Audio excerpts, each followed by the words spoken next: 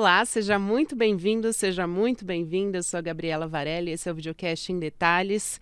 Aqui, todos os dias, a gente sempre mergulha e se aprofunda sobre uma temática, uma notícia do dia. E hoje eu estou aqui na companhia da professora de Relações Internacionais da ESPM, Denilde Roushacker. Professora, muito obrigada por aceitar o nosso convite. Seja muito bem-vinda aqui ao Em Detalhes. Então, eu que agradeço. Bom estar aqui com vocês. Denilde, vamos começar pelo discurso do presidente Lula na ONU, né? O presidente Lula tem se destacado em viagens internacionais, o que, aliás, sempre foi uma marca muito forte do governo Lula, né? Ele já viajou nesses primeiros 9 meses mais do que o ex-presidente Jair Bolsonaro em 4 anos. Inclusive, a gente teve uma gestão, sempre bom lembrar, de Ernesto Araújo no Itamaraty, colocando ali o Brasil numa posição de pária internacional. E nessa semana a gente teve esse momento importante que foi a atuação de Lula nesse sentido, né? Esse primeiro discurso do presidente na Assembleia Geral das Nações Unidas lá em Nova York. E principalmente qual é o contraste também das mensagens que ele passou com as mensagens que passou o presidente Jair Bolsonaro no último discurso dele na ONU, né? Olha, Gabriela, de fato, dois discursos muito diferentes, né? Tons diferentes, estratégias de política externa muito distintas e até o envolvimento com a arena internacional, com aquele ambiente diplomático muito distinto, né? Dois presidentes com perfis diametralmente opostos nessa questão internacional. O Bolsonaro, no último discurso dele, estava isolado, né? Tinha aí uma percepção dos principais líderes internacionais de que ele não era um articulador e uma pessoa que tivesse, de fato, dentro dos debates mais importantes, e aí o discurso do Bolsonaro foi um discurso muito de confrontação e de tentar defender suas posições num cenário completamente diferente do que ele tinha até visto no primeiro, né, no início do seu governo, quando ele tinha aí o Trump como seu aliado, né? Então foi um ambiente muito hostil para o Bolsonaro e com uma política externa muito de confrontação. O Lula não. O Lula tem apesar de também ter posições diferentes do que tem sido colocado nas grandes debates internacionais, o Brasil tem uma postura crítica sobre muitos dos temas que a gente vai discutir, é uma política externa que está aberta para o debate, né, que está aberta para a atuação internacional. Então, esse é o ponto, acho que é um contraste muito grande. E o discurso do Lula retoma grande parte do discurso tradicional da política externa brasileira, de defesa do multilateralismo, de um apoio à Carta das Nações Unidas, a ideia de que é preciso estabelecer pontos de diálogos para que se avance nas grandes problemáticas globais. Então ele é quase que assim, um retorno para um perfil de política externa que o mundo já estava acostumado e a gente teve essa disruptura no governo Bolsonaro. Então a recepção com relação ao Lula, até nos aplausos que a gente viu ao longo do discurso dele, é um pouco de entender que o Brasil, apesar de todas as críticas, de todos os pontos de divergência, é um ator internacional importante, é um protagonista importante hoje na arena internacional. Então, acho que esse é o grande contraste. E aí o Lula usou isso como um elemento, né? Ele diz: o Brasil está de volta, estamos novamente nas grandes conversas e vamos pontuar o que a gente concorda e o que a gente discorda em termos de ação internacional. Então, é mais do que a gente viu, que era praticamente o isolamento do governo Bolsonaro. É verdade. E aí, enquanto a gente grava esse podcast, está acontecendo o encontro entre Lula e Volodymyr Zelensky, né, nos Estados Unidos. Qual que é a importância desse encontro? E aí, principalmente depois do discurso de Lula.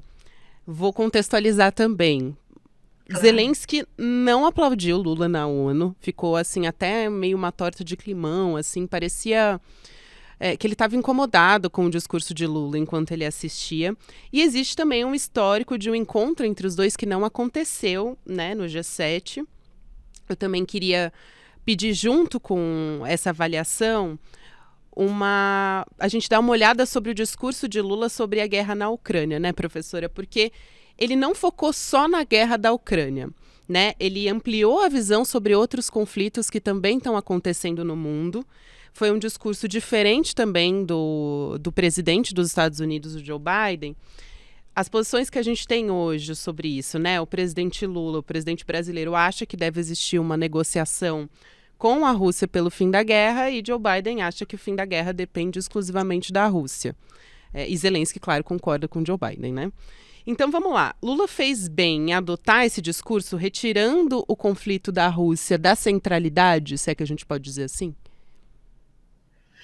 Olha, ele reflete o discurso que a gente já tem ouvido da diplomacia brasileira, né? Então, de que, de um lado, existem vários outros conflitos, então o foco no conflito da Ucrânia, né? Na guerra da Rússia contra a Ucrânia, ela é desproporcional, e aí porque o Brasil entende que existem outros conflitos acontecendo no mundo, e isso deveria também ser o olhar da ONU e do Conselho de Segurança, e de outro lado porque ele tentou manter ali uma posição, se não de neutralidade, de tentativa de deixar o espaço para negociação, e de que o Brasil é um possível parceiro de negociação. Então ela, nesse aspecto, ela conseguiu ser mais positiva do que a gente tinha visto nos outros encontros, inclusive no G7 e depois na reunião dos BRICS e na reunião do G20, em que o Brasil, de fato, estava numa defesa mais enfática à posição russa. Então, nesse sentido, o Brasil tentou, e aí diplomaticamente, não seguir numa percepção de que tem um lado tão claro.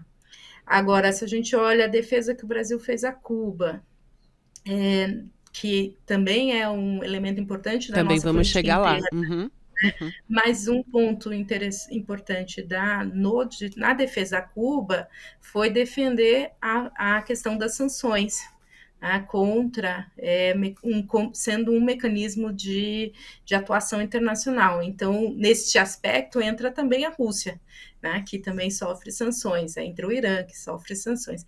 Então, o Brasil, de alguma forma, deu ali indicações de que não mudou de posição, mas deixou o canal aberto. Isso pode ser positivo, né, e que a gente conseguir, não parece, pela reação não só do Zelensky, mas a reação, por exemplo, da mídia internacional, que deu muito pouco espaço para o discurso brasileiro e deu muito espaço para o discurso do Zelensky. Então a gente não tem conseguido convencer de que esta é a estratégia. Acho que a reunião hoje já é um passo importante, né? Pelo menos há o estabelecimento de uma conversa, no início de diálogo, mas a forma também como o Celso Amorim, que é o assessor especial da presidência, colocou a reunião e deu quase uma visão de que ela tem pouca ênfase, também já dá uma indicação de que o Brasil está assumindo esse papel de abrir o diálogo para se credenciar, mas ao mesmo tempo não está empenhado em se aproximar da Ucrânia e entender a situação ucraniana. Talvez uma relação bilateral, um encontro infrutífero, né, a princípio. Pelo menos essa é a primeira sinalização que a gente tem, né, professora? A gente tem, eu acho que nesse sentido, e também assim, para o Zelensky dizer, olha, fiz o papel de aproximação, né? É uma tentativa de convencer o governo brasileiro, e o governo brasileiro de que abriu espaço, né? Que essa era uma queixa dos países europeus, dos Estados Unidos, de que pelo menos o Brasil deveria ter aí uma abertura para entender a posição ucraniana, apesar do Lula e do Zelensky já terem conversado por telefone, então tem alguma estratégia aí de aproximação. Não significa que a gente vai ter resultados e pouco provável que a gente tenha aí uma mudança da posição do governo brasileiro frente à questão ucraniana. Outro encontro muito importante, esse foi muito positivo também, foi entre Lula e Biden, né, depois do discurso na ONU. E também vou contextualizar de novo, antes de ouvir a sua avaliação, porque esse encontro ele acontece também depois da ida do presidente Lula a Cuba, e quando ele criticou o embargo econômico dos Estados Unidos, assim como ele fez na ONU, né, contra Cuba, o embargo, além de Lula ter sido bastante firme contra a prisão de Julian Assange agora, né, em defesa da liberdade de imprensa. Também tem uma aproximação nesse contexto do Brasil e da China, que é opositora política dos Estados Unidos, acho que vale dizer. Mas não houve um embate nos encontros de Lula e Biden, né, na ONU, muito pelo contrário, eles estavam afinando ali os discursos. E o encontro de Lula e Joe Biden marcou o lançamento global de defesa do trabalho digno, principalmente com o intuito de proteger trabalhadores que atuam em plataforma digital. Como é que é a sua avaliação de todo esse contexto, né? Porque esse encontro busca uma relação bilateral bem diferente desses dois países. Até o ministro Fernando Haddad, ministro da Fazenda, disse que ele avaliou dessa forma, né, de que era totalmente diferente do que a gente vinha acompanhando nos últimos anos. E diversos especialistas também avaliaram, pela perspectiva das relações internacionais, esse encontro como um sucesso muito positivo, que Lula estava ali falando sobre o assunto que ele mais entende com Joe Biden. Então, por isso, foi muito frutífero, vamos dizer assim. Eu acho que tem ali um elemento, tanto da diplomacia brasileira quanto da diplomacia americana, de tentar achar, encontrar um elemento comum que pudesse levar os dois presidentes a terem um diálogo, e mesmo com as divergências de posições em diferentes áreas, aí de embates, inclusive nas suas políticas internas e externas, mas que tivesse uma agenda positiva. Os americanos estão fazendo um esforço de aproximação e de especial com alguns países que possam se tornar aí um contraponto nessa disputa entre Estados Unidos e China. Então, é uma estratégia que ele tem feito na Ásia, com a Índia, e faltava ter um diálogo mais frutífero com o Brasil, né, e ter aí uma agenda comum com o governo brasileiro. Com o governo Bolsonaro não tinha diálogo, né, então da parte de isolamento, e internamente o Biden não tinha como ter uma aproximação com o Bolsonaro, em função do Bolsonaro ser aliado do Trump, mas com o governo Lula tinha também as dificuldades de agenda aí de posições históricas, principalmente anti-americanas, que existe muito forte em setores da esquerda brasileira.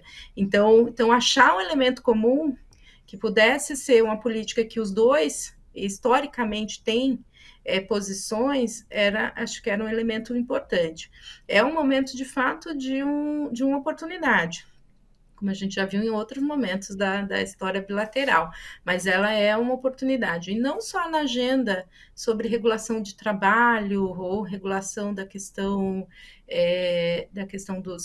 dos aplicativos e redes sociais, que é também uma agenda que os dois compartilham. A defesa da democracia é uma agenda importante, que os dois podem também atuar e trabalhar, e a agenda ambiental de uma economia mais verde, né, de transição energética. Então, que é algo que o Biden também tem buscado. Agora, sempre preciso pontuar, Gabriela, o Biden está num momento muito frágil internamente. Sim. Não só na disputa eleitoral que vai começar, e que ele tem problemas porque o filho está sendo indiciado em casos aí na justiça, então isso fragiliza ele também, e ele tem economicamente uma fragilidade, porque este momento na questão trabalhista é quando está tendo várias situações de greves, né, em setores diferentes nos Estados Unidos. Então ele tem aí, apesar dos bons resultados econômicos, há uma fragilidade muito grande em termos de percepção da opinião pública americana sobre o governo Biden. E já teve Então, sua essa primeira agenda audiência de impeachment também, né, na Câmara dos Estados isso Unidos. também está discutindo a questão do orçamento, então pode sofrer um shutdown. Então, ele tem vários problemas internos, e essa agenda é uma agenda bastante importante. Então, achar agendas que aumentem uma percepção de que ele está fazendo algo além das discussões tradicionais em política externa também é importante para o Biden. Eu acho que é importante fazer essa ponderação de que os dois presidentes buscaram, e as duas diplomacias, encontrar elementos comuns e positivos para avançar a agenda e deixar num segundo plano as discussões que são mais de conflito e até de diferenças bastante grandes, como é o caso da Ucrânia. E acho até se imaginou que durante essa reunião esse tema entraria para como o Biden ser aí um primeiro sinalizador e tentar convencer o governo brasileiro, mas aparentemente a discussão ficou em torno da agenda mais de trabalho e também nas questões ambientais. E acho que vale também a gente explicar, porque você já começou a entrar nesse assunto, né, a respeito do embargo econômico imposto pelos Estados Unidos a Cuba, há mais de 60 anos, no período da Guerra Fria, né, num outro contexto, e que Lula criticou durante a reunião de líderes lá do G77, Grupo de Países em Desenvolvimento, e agora também na Assembleia da ONU. Essa essa aproximação de Lula com Cuba, que se afastaram muito fortemente, claro, durante a gestão de Bolsonaro, dá para dizer que ela é boa ou ruim para o Brasil? São só os interesses geopolíticos dos Estados Unidos que importam? Eu acho que a gente tem uma discussão tão pueril sobre isso, sabe? Talvez entender melhor o que está em jogo aí, professora. Um é histórico, né? E independente, não é uma questão da esquerda ou da direita, da direita, da extrema direita, não, mas da centro-direita. É importante de que Cuba é parte do sistema interamericano. E que a estratégia americana de impor o embargo e sanções econômicas não faz com que o sistema mude, né? E não faz com que tenha uma mudança interna em Cuba para que você tenha mais democracia e mais liberdade. Então, esse é um ponto que já vem na tradição diplomática e é uma discussão. E o Brasil usa esse argumento em várias outras situações, não é só na questão de Cuba, mas de que sanções elas só penalizam a população. Mas os governos continuam, se são governos autoritários e ditatoriais, continuam mantendo as suas estruturas sem que haja alguma mudança. Então, esse acho que é um ponto. O outro é de que a Guerra Fria acabou. Então, Cuba ainda é um resquício da Guerra Fria, né, lá da lógica bipolar entre capitalistas e socialistas, então não faria sentido manter em Cuba nessa lógica. A Cuba é um problema americano, uma questão americana, porque ela é vista também internamente, né? Ela é um resultado. A política americana com relação ao regime é também porque a comunidade cubana nos Estados Unidos é bastante forte, então ela acaba mantendo essa posição de que é preciso ter ações para que tenha essa mudança interna. Então um processo mais complexo do que a gente em geral pensa.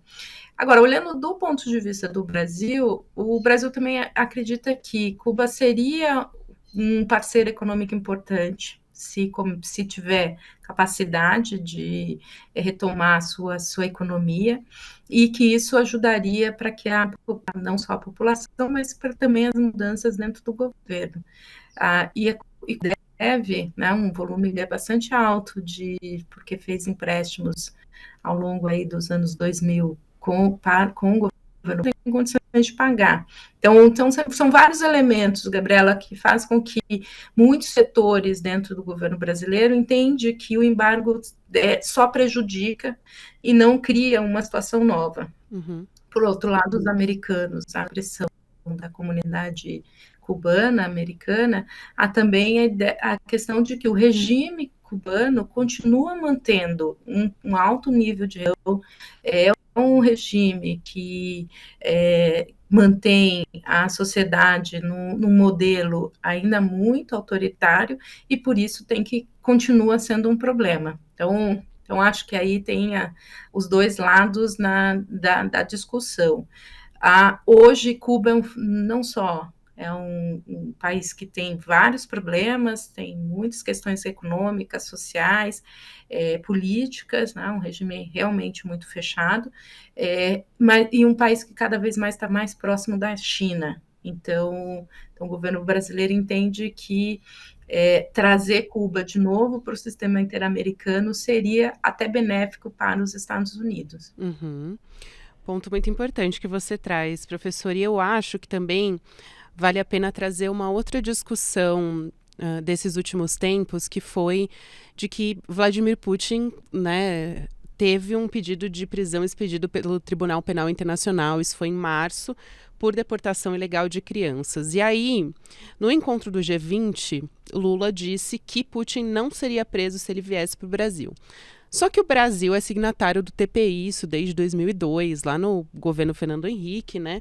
E em outra entrevista depois, Lula inclusive questionou o fato de que países como Estados Unidos e Rússia não são signatários. Bom, vamos por partes então. O TPI é um órgão multilateral e que se dedica a investigar crimes, né? Tem um papel importante, como genocídio, crimes de guerra, contra a humanidade.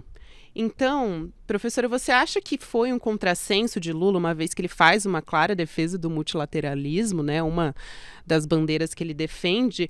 E outra coisa, se potências, né, grandes países como Estados Unidos mesmo, não integram o TPI, não seria um problema, na verdade, para esses países? Talvez um motivo de vergonha até deles não fazerem parte de um tribunal que se dedica a investigar esse tipo de crime, né, em prol de direitos humanos. E uma eventual saída do Brasil não poderia beneficiar, inclusive, a extrema-direita? Tem vários pontos aqui, e aí retomando até a questão sobre Cuba, que é uma contradição, mesmo quando a gente olha para a questão cubana, que esse é um grande aspecto, que o governo Lula e a esquerda, ela não faz uma autocrítica e não faz uma pressão para que haja uma mudança dentro do regime. E aí a mesma coisa quando a gente está falando também da questão do Ortega na Nicarágua, está falando de outros países que têm regimes autoritários e que o governo brasileiro tem aí uma posição muito condescendente, muitas vezes, e no caso do Putin também, né? E aí a contradição ainda é maior, porque nós reafirmamos o poder da Carta das Nações Unidas, reafirmamos que qualquer solução tem que ser feita dentro do âmbito das instituições multilaterais, mas, ao mesmo tempo, a gente não reconhece que a Rússia é agressora, no caso da Crimeia, foi agressora também na Ucrânia, então em vários momentos. Então, essa é a contradição muito forte da política externa.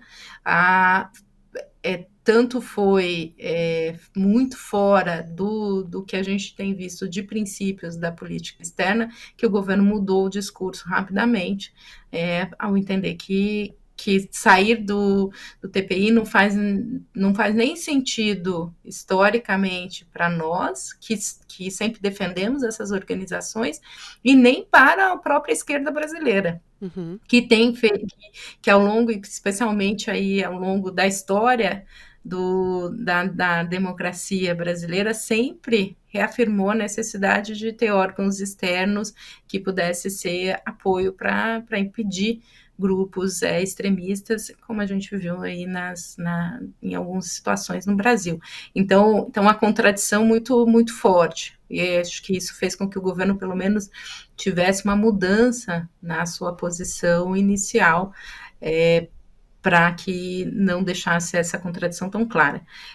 Com certeza, na tua pergunta, se isso aumenta a possibilidade para grupos extremistas e é uma atuação mais forte no mundo. Então, acho que o TPI tem muitos problemas, né? Tem muitos questionamentos sobre o funcionamento, sobre as ações e não só do TPI, mas de outros órgãos internacionais. Mas a solução seria buscar mudanças e não sair o argumento de sair, porque Estados Unidos, China, Índia, própria Rússia não fazem parte, não significa que a gente tem que também sair, e aí mudaria a nossa percepção sobre as organizações. Então, a gente está, por exemplo, numa organização que tem pouco peso hoje, que já teve muito peso, que é a OMC, e nem por isso a gente vai sair da OMC, né, porque ela é pouco efetiva. Então, a gente tem feito o esforço para que ela ganhe novamente uma atuação. Então, acho que esse é o ponto que foi um erro da política do Lula. Eles tentaram se posicionar, continuam numa posição muito intermediária entre a defesa das instituições, mas também a mostrar aqui a necessidade de mudanças institucionais. Além disso, do ponto de vista prático, a gente teria que mudar a Constituição, Isso, porque o também tem TPI isso. é É cláusula pétrea, né, considerado professora? cláusula pétrea, está no artigo 5.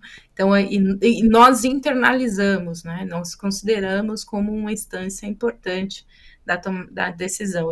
E essa foi a crítica, porque toda a discussão durante o governo Bolsonaro, em muitos momentos, a grande atuação para a defesa de direitos vinha do respaldo de ter participado das organizações internacionais. Então, não participar dessas organizações claramente poderia ter feito um outro resultado e até um outro tipo de atuação que o governo conseguiu fazer. Então, acho que o governo errou, tentou mudar o discurso, está tentando ainda mudar esse discurso, mas ainda tem as suas contradições em termos de posição. E aqui, Gabriela, acho que tem uma questão que ela vai além só do TPI. O governo Lula teve uma política de muito sucesso nos seus primeiros mandatos. Os 2 primeiros mandatos, de fato, consideraram uma política externa ativa, muito voltada para questões que tinham muito interesse para nós, mas naquele momento no mundo também eram muito importantes. E hoje há algumas vezes um descompasso entre a percepção da política externa brasileira, né, o diagnóstico que o governo tem feito e como o mundo está caminhando, para onde o mundo está indo. Então, a gente tinha grandes problemas, mas a gente não tinha um cenário de guerra e de desgaste da democracia e o aumento do autoritarismo que a gente tem hoje. Mesmo agendas que hoje são muito fortes, não eram tão fortes naquele momento. E outras, por exemplo, combate ao terrorismo, que era central, hoje ela tem um menor peso na agenda internacional, se a gente comparar com a agenda climática ou com outras agendas como regulação da inteligência artificial. Então, eu acho, e mesmo o peso dos países teve uma alteração muito forte. Então, muitas vezes a política externa brasileira ela está olhando muito para o retrovisor. E aí essas contradições ficam muito claras quando a gente pensa que o mundo mudou muito desde do segundo mandato do Lula e da política externa que a gente implementou. A última pergunta que eu vou fazer, eu quero justamente seguir nesse sentido. rapidinho, porque a gente já tem que finalizar, mas não quero deixar de falar sobre o G20, porque o Brasil está assumindo a presidência do bloco pela primeira vez na história, né? Então, as perspectivas, né, da agenda internacional nesse sentido, e também porque em novembro a gente tem a COP28 em Dubai, nos Emirados Árabes Unidos, que é o próximo grande evento da Agência Climática Global. Então, acho que a gente pode partir por aí para falar de perspectivas de Lula da política externa brasileira. Vai ser um momento bem importante para o Brasil em termos de agenda, de participação e protagonismo, né? Receber o G20 vai trazer aí um foco muito grande, porque não é só a reunião lá que vai acontecer no final do ano, em novembro, mas todo o preparatório e todas as agendas que são feitas ao longo do ano. Então, você vai ter um mundo internacional muito forte. E aí a nossa capacidade de influência aumenta. Então, acho que esse é um elemento, mas a gente sempre tem que colocar o G20, ele perdeu muito espaço nos últimos anos, porque outras coalizões foram surgindo e as dificuldades entre China, Estados Unidos, Rússia, Índia, de conseguirem construir agendas coletivas e consensuais, diminui ainda mais o peso da organização. Mas ainda é um fórum muito importante e para o Brasil vai ser o grande momento para a gente voltar na arena internacional. A agenda ambiental é a nossa agenda de maior capacidade de atuação. Nós temos estamos melhorando os números, né? O governo mostrou no discurso, o presidente fez aí uma defesa enfática da Amazônia. Nós temos uma agenda climática na sociedade civil também muito intensa, de empresas. Então é uma agenda em que o Brasil pode ser muito protagonista e pautar o debate, que essa é a grande questão. Uhum. Então, essa é uma expectativa do mundo, tá? E de mostrar que ter um país como o Brasil, com uma potência ambiental que nós somos, ter capacidade de influenciar nessas agendas. Então, vai depender muito do governo, vai depender muito também, e tanto do G20 quanto das questões climáticas de forma geral, o Brasil conseguir ter clareza na sua política interna, né? Definir isso como estratégia, né? Então, quais são as nossas estratégias de fato? E aí tem uma discussão interna que ainda não está sendo feita, que nós somos uma potência agrícola, mas como que a gente concilia essa potência agrícola com o desenvolvimento sustentável, sem que seja de embate? Nós somos um país com energia limpa, com uma proporção de energia limpa muito grande, mas ainda temos uma questão importante, porque a maior empresa estatal é a Petrobras. Então, como conciliar essas agendas internamente também vai ser aí importante, porque o mundo vai estar olhando para nós. Então, contradições que passam despercebidas no nosso debate interno não necessariamente vai ser entendida externamente, e aí a nossa capacidade de influência pode diminuir, né, à medida que a gente não consegue explicar todas as nossas opções estratégicas. Então, acho que a gente também tem que fazer, nesse momento, um debate interno forte, que ainda não está claro como o governo vai conduzir, mas o que serão as nossas prioridades para o futuro, e aí também conciliada com a nossa atuação internacional. É isso, professora Denilde Roushacker, que é professora de Relações Internacionais da SPM. Muito obrigada pela sua presença aqui, professora. Foi super esclarecedor e a gente trouxe aqui, esmiuçou toda a política internacional que a gente está aí há 9 meses com o governo Lula e as perspectivas que a gente tem daqui para frente. Então, importante a gente trazer todo esse olhar e esse ponto a ponto aqui que a gente conseguiu fazer hoje. Um beijo grande, seja sempre bem-vinda aqui ao Em Detalhes. Eu que agradeço, foi um prazer, Gabriela. Até uma próxima. Obrigada. Bom, assim o videocast Em Detalhes vai ficando por aqui. Eu aproveito, claro, para te convidar para o próximo episódio, que vai ao ar às 10h30 da manhã, ao vivo no YouTube, em toda a programação do Instituto Conhecimento Liberta, também Eduardo Moreira, canais do YouTube. De segunda a sexta-feira, você também pode acompanhar o Em Detalhes nas principais plataformas de áudio a partir de 6, 7 horas da manhã. O episódio já fica disponível para você que acorda cedo.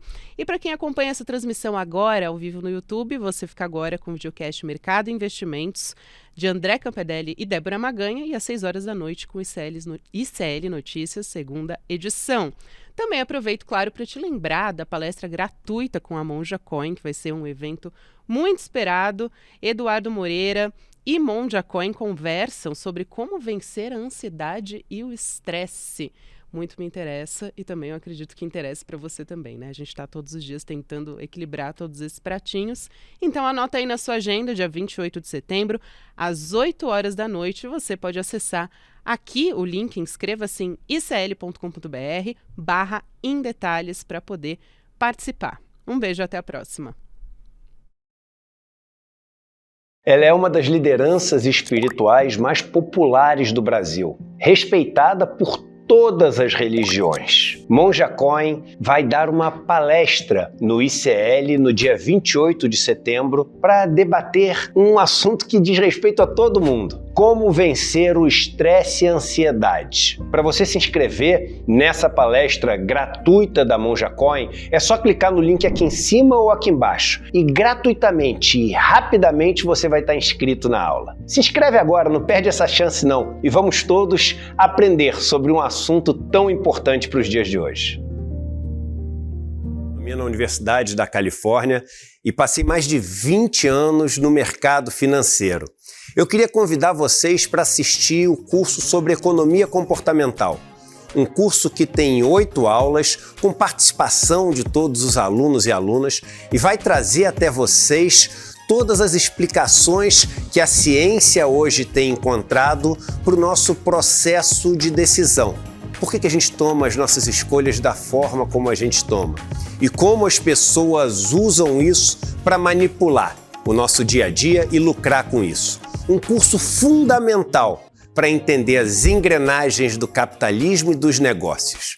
Vamos lá participar? O curso está 100% disponível para membros e membras da plataforma ICL, o Instituto Conhecimento Liberta. Eu conto com vocês nessa aula.